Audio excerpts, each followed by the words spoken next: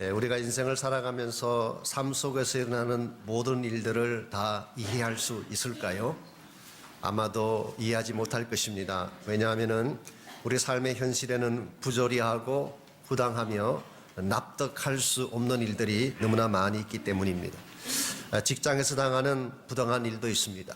부당하게 취급받기도 하고 해고당하는 일들이 있죠. 가정이나 학교에서 겪는 부조리한 일들도 있습니다. 특별히 우리같이 남의 땅에 와서 이민을 사는 사람들의 경우는 눈에 보이지 않는 사회적인 차별과 납득할 수 없는 억울한 상황들을 얼마든지 겪을 수가 있습니다. 그러할지라도 우리는 이 부조리한 현실을 보면서 좌절한다든가 실족해서는 아니 됩니다. 왜냐하면 이 모든 것 뒤에 하나님이 계시기 때문입니다.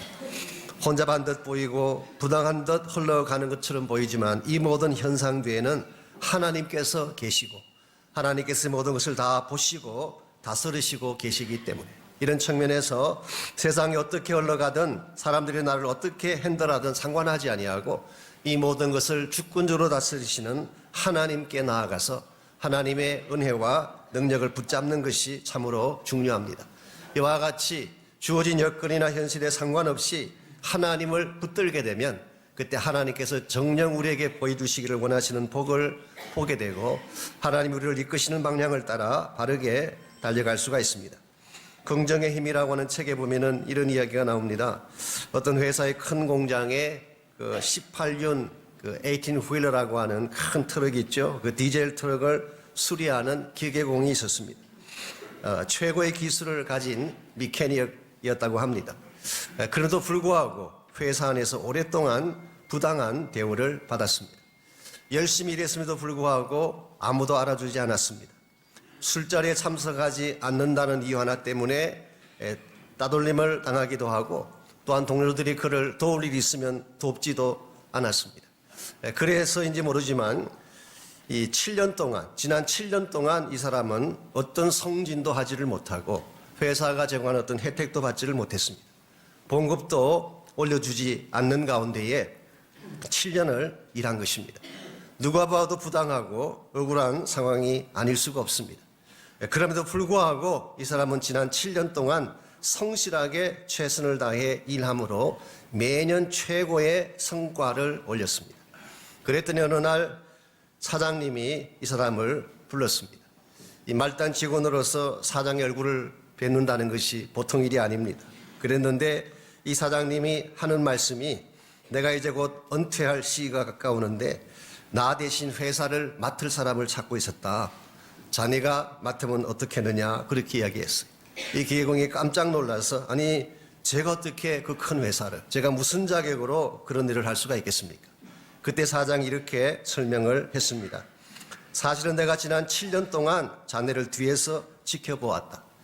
부당한 대우를 받으면서도 묵묵히 일하는 자네의 모습에서 인내심을 발견했고 왕따를 당하면서도 한 번도 동료에 대해 불평하지 않는 모습을 보면서 사람들을 포용하는 포용의 마음을 내가 발견할 수가 있었고 지난 7년 동안 어떤 혜택이나 성진이 없음에도 불구하고 최고의 성과를 올린 것을 보면서 당신이 가지고 있는 장인 정신을 발견할 수가 있었다. 이 세 가지 자질만 있다면 충분히 이 회사를 맡을 수 있다. 그렇게 이야기를 하고 회사를 맡겠다고 합니다. 부당하게 느껴졌던 지난 7년의 세월이 결코 허황된 세월이 아니었습니다. 그 사장이 지켜보고 있었고 때가 찼을 때에 그가 받지 못했던 모든 것들을 충분히 보상해 주었기 때문에 여러분과 저의 인생도 마찬가지입니다. 때로 아무도 나를 보는 것 같지 않고 부당하고 부조리한 삶 가운데 처해도 아무도 나를 돕는 자가 없는 것처럼 보이지만 여러분 뒤에는 하나님께서 계십니다.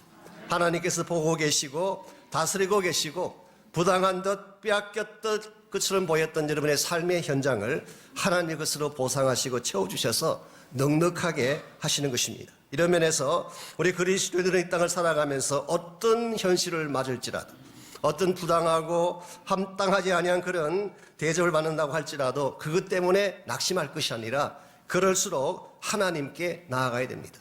그리고 하나님을 만나고 하나님께서 여러분과 저를 위해 준비하고 계시는 그 축복을 목격하기만 하게 되면 우리는 부당한 듯 보이는 세상 가운데서도 승리할 수가 있고 더 찬란한 축복을 향해 나아갈 수가 있는 것입니다. 이런 면에서 무슨 일을 당하든 하나님께로 나아가서 하나님을 만나는 것은 크리스찬 삶의 대단히 중요한 축복의 비결이라고 할 수가 있습니다.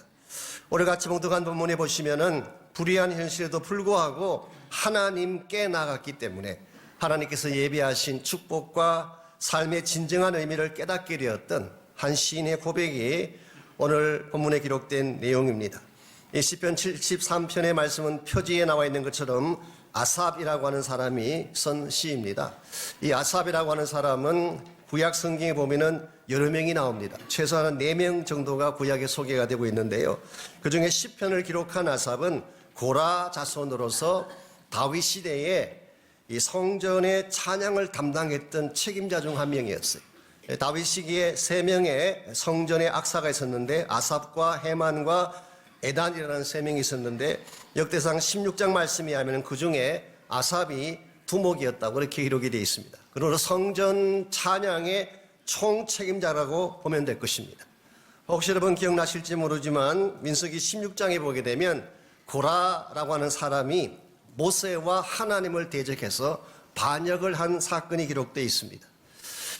그때 함께 동참했던 무리의 숫자가 약 250명이 되었기 때문에 흔히 이것을 고라당이라고 이야기하죠.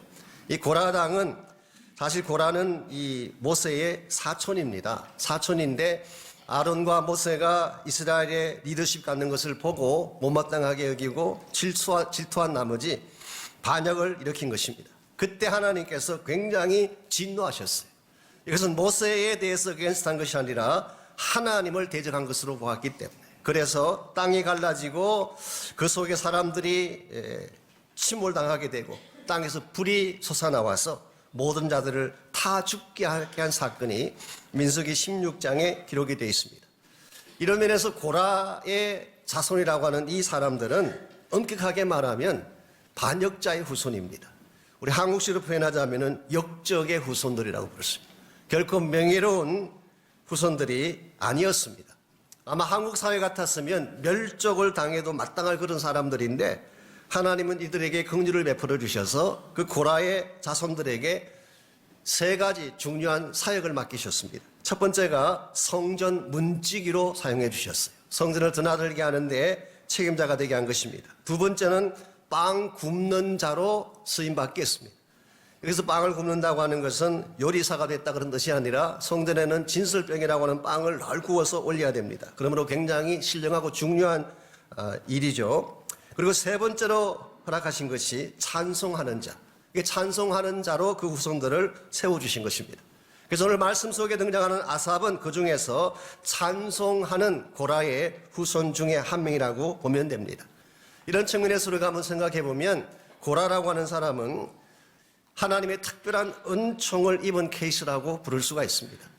역적의 후손이고 반역자의 후손임에도 불구하고 가장 가까이서 하나님을 예배하고 찬양하는 일에 사용해 주셨기 때문에 어떤 면에서 여러분과 저도 이 케이스가 아닌가요? 우리들도 다 좋은 후손은 아닙니다. 아담의 후손이고 범죄하고 하나님을 거역했던 반역자들의 후손이죠. 그래도 불구하고 하나님께서는 예수님 때문에 여러분과 저를 구원하셔서 가장 하나님 가까이서 찬양하는 자들로 세워주셨어요. 이게 얼마나 놀라운 은혜인지. 그래서 오늘 말씀 속에 보면은 이 아삽이라고 하는 사람은 시편 전체에서 12편의 시를 기록했는데 특별히 오늘 기록한 이 73편의 말씀은 하나님을 대변하고 하나님을 디펜드하기 위해서 기록한 시로 알려져 있습니다. 좀 어려운 단어이긴 하지만 이것을 신정론이라 그러는데요. 디아더시라고 합니다.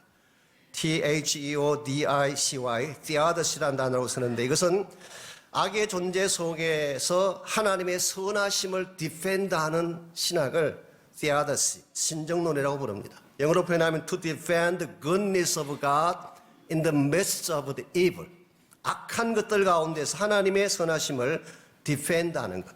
그래서 오늘 시편 73편을 보면 전체를 2 파트로 나눌 수가 있습니다. 첫 번째 파트가 1절에서 16절까지인데요. 여기서는 악한 현실 속에서 시인이 겪고 있는 고통을 표현하고 있죠. 두 번째 파트가 방금 같이 읽었던 17절에서 28절인데 이 본문에서는 그 속에 나타난 하나님의 선하심을 노래하고 있습니다.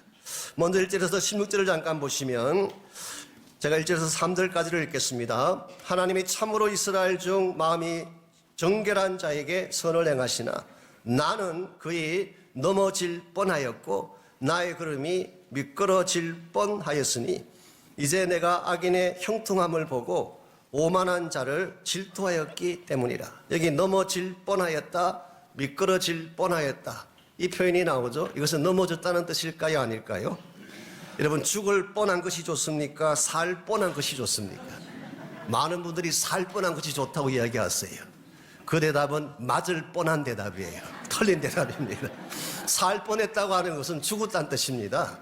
그러나 죽을 뻔했다고 하는 것은 살았다는 뜻이죠. 그래서 오늘 말씀 속에서 거의 실족할 뻔했는데 사실은 넘어지지 아니한 케이스. 자, 그렇다면 왜 이 시인이 실족할 뻔했을까요? 사람들에 의하면 악인의 형통함을 보았기 때문에. 보편적으로 악한 자는 망하고 저주받고 심판받는 것이 우리의 상식입니다. 악한 일을 행했으면 벌을 받아야죠. 그런데 오늘 본문에 기록된 케이스를 보게 되면 정반대로 악을 행한 자들이 더 건강하고 더 잘 먹고 잘 살았어요. 4절에 보면 죽을 때 고통도 없고 힘도 강건하고 5절에 보면 고난도 오지 않고 재앙도 찾아오지 않는다. 7절에 보니까 살은 더 찌고 원하는 것보다 더 많은 소득을 얻고 11절에 보면은 심지어 이 사람들이 하나님을 무시하고 멸시했음에도 불구하고 오히려 마음은 평안하고 재물은 더 불어났다고 그렇게 기록하고 있습니다. 이와 같이 악한 자들이 망하는 것이 아니라 오히려 더 형통하고 잘 되는 모습을 지켜본 시인의 마음속에 좌절감이 찾아온 것입니다. 그게 바로 13절에 기록된 것입니다. 13절 말씀 보시면 내가 내 마음을 깨끗하게 하며 내 손을 씻어 무죄하다 한 것이 실로 헛되도다. 내가 그동안 하나님을 섬기기 위해서 마음을 깨끗하게 하고 부도덕한 일들을 행치 아니하고 정결한 손으로 거룩한 그러한 삶으로 살아온 나의 삶이 의미가 없다는 뜻이에요. 내가 하나님 믿고 정결하게 깨끗하게 살아왔는데 이게 무슨 의미가 있나? 무슨 소용이 있나? 이와 같은 표현 속에 이 시인이 가지고 있는 좌절감과 허무감을 느낄 수 있습니다. 그 결과 16절에 보게 되면 10절 마지막 부분에 보시면은 생각한 적 그것이 내게 심한 고통이 되었다고 했어요. 어떤 번역을 봤더니 It's too painful for me. 나에게 너무너무 견딜 수 없는 아픔이 되었다. 그렇게 표현을 하고 있습니다. 여러분과 저의 삶 가운데 이와 같은 것을 느낄 때가 있을 거예요. 열심히 교회 가서 섬기고 기도하고 봉사하고 선교했는데 열심히 하나님 믿는 사람들은 가난합니다. 질병에 걸리기도 하고 정말 뼈 빠지게 노력하고 일해서 겨우 돈 벌어도 먹고 살기가 쉽지 아니한데 악하게 사는 사람들은 떵떵거리고 잘 살아요. 잘 먹고 잘 삽니다. 건강합니다. 이와 같은 모습을 볼 때 과연 내가 예수 믿는 게 무슨 의미가 있나? 하나님 믿는다는 것이 무슨 가치가 있나? 이런 질문을 얼마든지 던질 수가 있는 것입니다.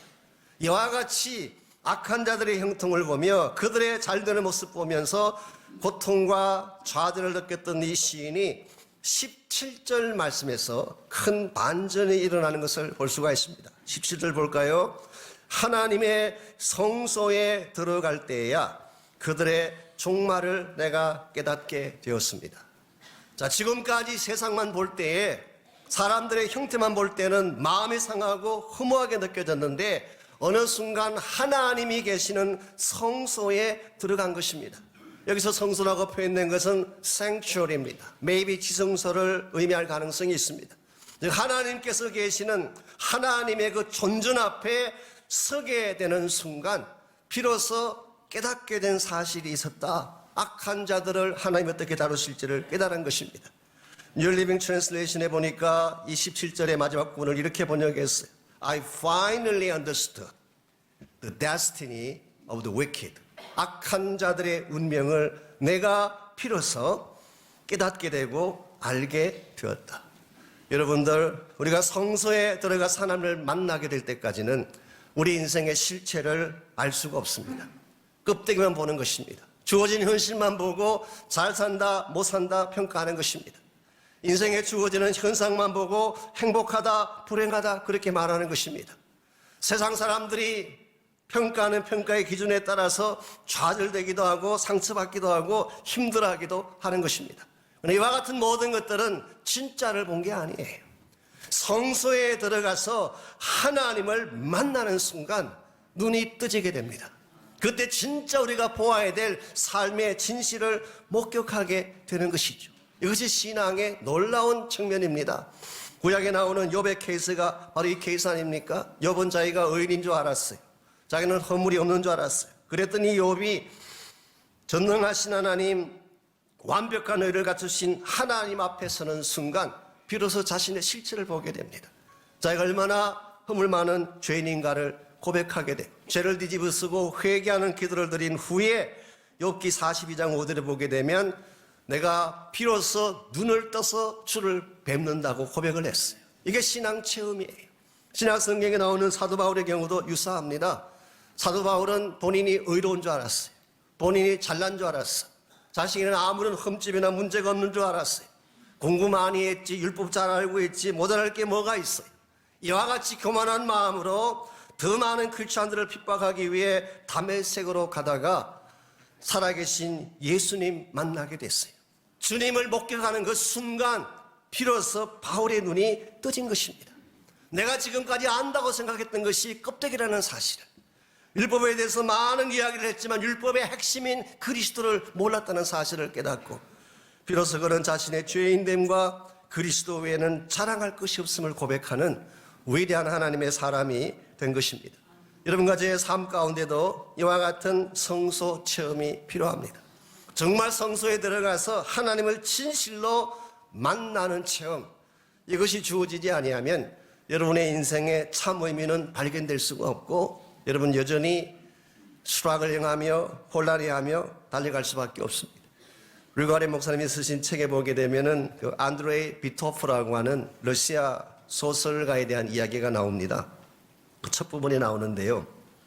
이분은 무신론적인 공산주의 치하에서 자란 사람이죠. 그리고 공산 치하에서 이루어지는 그 극심한 부조리와 잔혹한 현실을 보면서 이 산다는 것이 무슨 의미가 있나 이런 질문을 던졌던 인물이었어요. 여러분 공산주의가 어떤 체제인지 아시죠?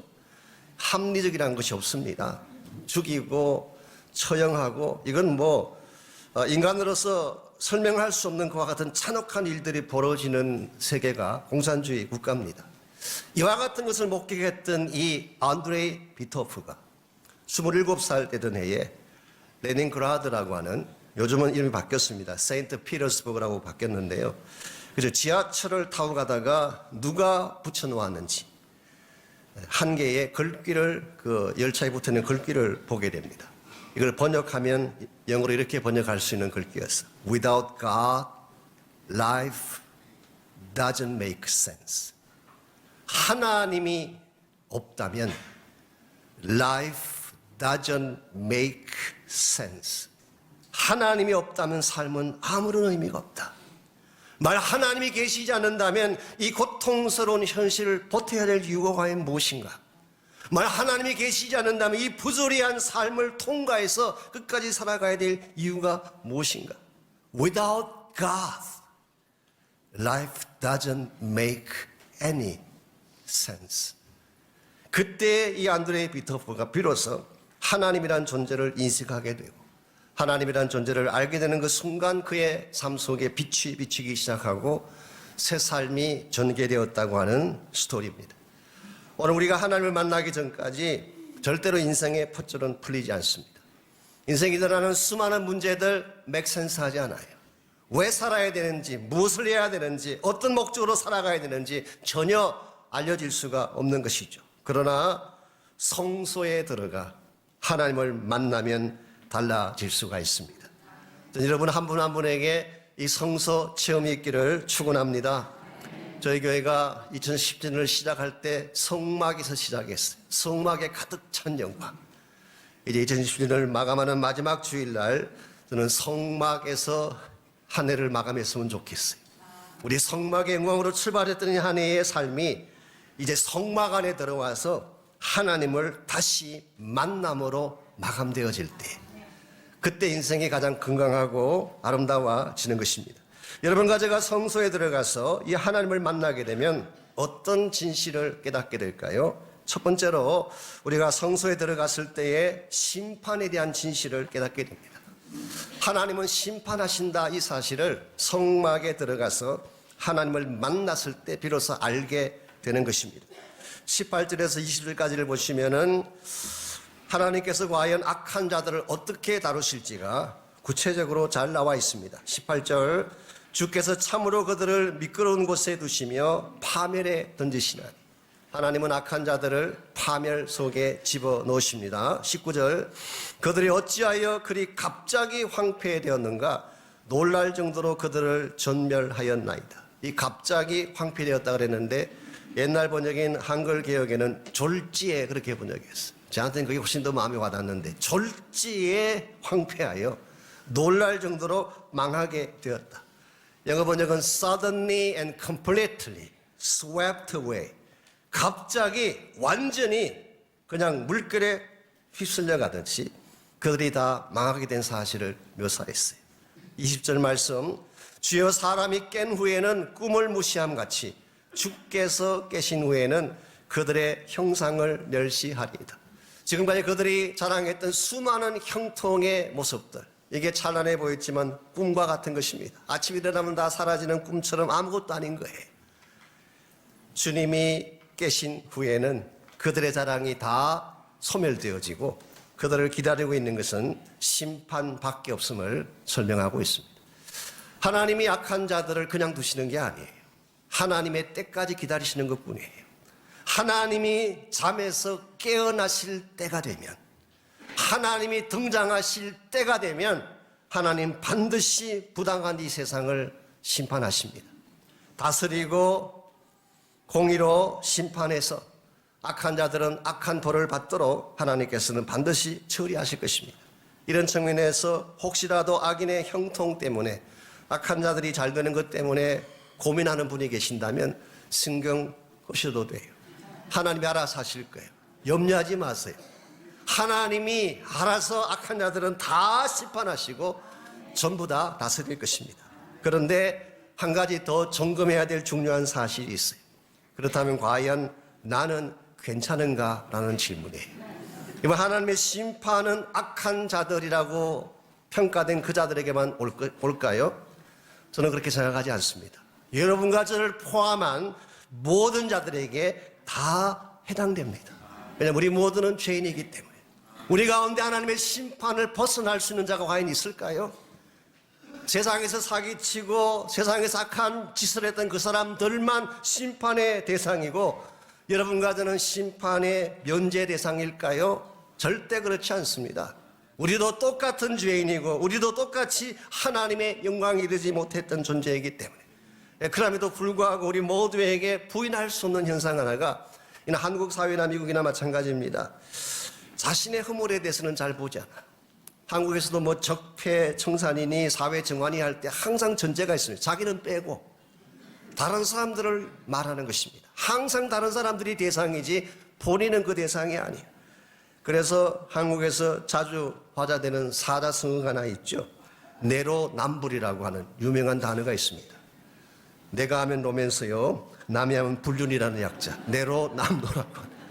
이게 사실 우리 모두의 마음속에 자리 잡고 있기 때문에 항상 하나님의 심판에 대해서 이야기할 때는 다른 사람들만 관심을 갖지만 사실은 여러분과 저도 동일한 대상인 것을 기억해야 됩니다. 이런 측면에서 우리가 정말 하나님이 계시는 성소에 들어갈 때에 우리는 다른 누구를 보기 전에 먼저 나의 가슴을 칠 수 있어야 돼요. 나의 죄인됨을 고백할 수 있어야 됩니다. 그리고 나에게 하나님이 베풀어 주실 것은 공의가 아니라 은혜라는 사실을 고백할 수 있어야 됩니다.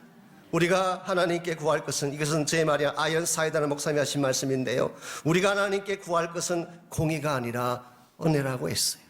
justice를 구할 수 있는 사람 아무도 없어요. 우리 모두는 다 하나님의 공의 앞에 설 수가 없기 때문에 은혜가 필요한 것.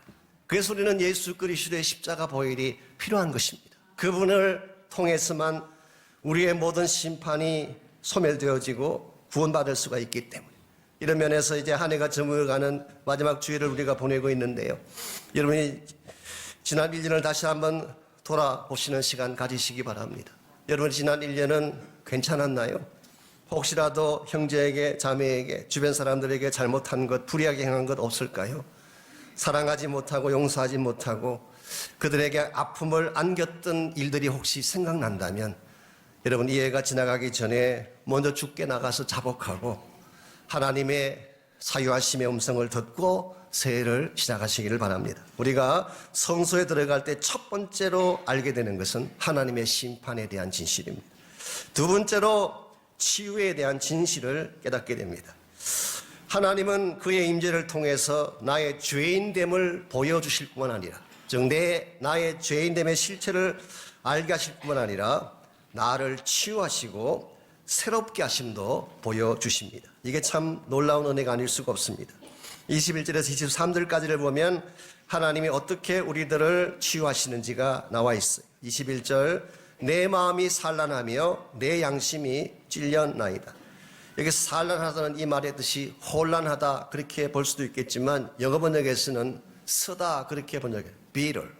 My heart was bitter. 나의 마음이 선뿌리가 있다 그랬어요. 내 양심이 찔렸다. 이 찔렸다는 것은 말은 가슴이 찢어진다 그런 표현과 같은 것입니다.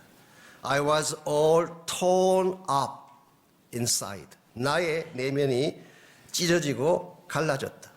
아마도 이 시인의 마음속에는 마음이 깨어지고 마음이 아픔을 겪게 되는 이런 고통을 그가 가지고 있었던 것 같습니다. 22절 보면은 심정은 이렇게까지 고백하죠.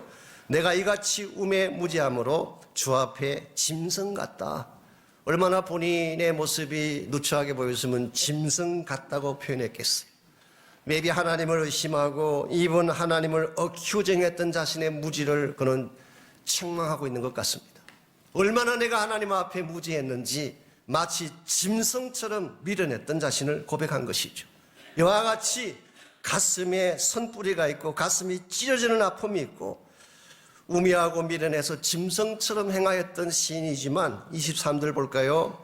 내가 항상 주와 함께하니 주께서 내 오른손을 붙드셨습니다.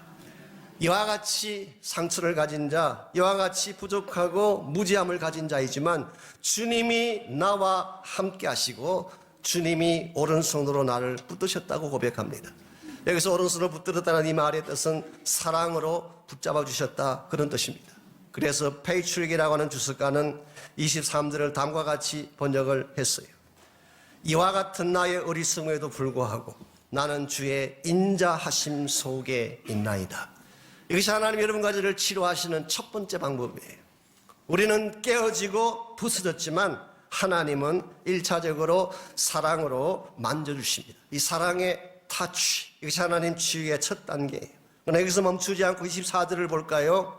주의 교훈으로 나를 인도하신다. 하나님은 사랑으로 나를 만지실 뿐만 아니라 주님의 말씀으로 나를 만져주시는 것입니다. 위로하는 것으로 끝나는 것이 아니라 주의 말씀으로 나를 타치해 주셔서 그 결과 25절 26절 마침내 다음과 같은 찬양을 터뜨리게 하십니다. 하늘에서는 주 외에 누가 내게 있으리요 땅에서는 주밖에 내가 사모할 리 없나이다. 내 육체와 마음은 쇠약하나 하나님은 내 마음의 반석이시요 영원한 분깃이시라. 여기서 비로소 이 시인은 하나님 한 분만이 절대적인 하나님이요 내가 사모해야 될 대상이 있다면 오직 한 분 하나님밖에 없음을 고백하고 있습니다. 여기에서 우리는 이 시인이 아픔과 상처의 상태에서 말씀으로 고침받은 후에 그 10년 가운데 하나님의 영이신 성령이 충만하게 임하셔서 마침내 하나님을 노래하고 찬양하는 장면을 목격할 수가 있습니다. 이게 오늘 성경이 우리에게 보여주고 있는 하나님의 치유예요. 단순히 고통을 없게 하는 것이 아닙니다. 단순히 삶의 어떤 부분을 약간 수정해 주는 정도가 아니에요.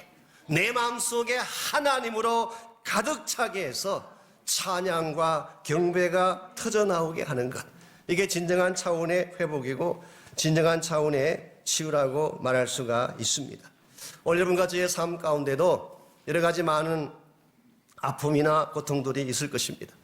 사람들이 나에게 안겨주는 상처도 있고 환경이나 여건들이 나에게 안겨주는 어려움도 있을 것입니다.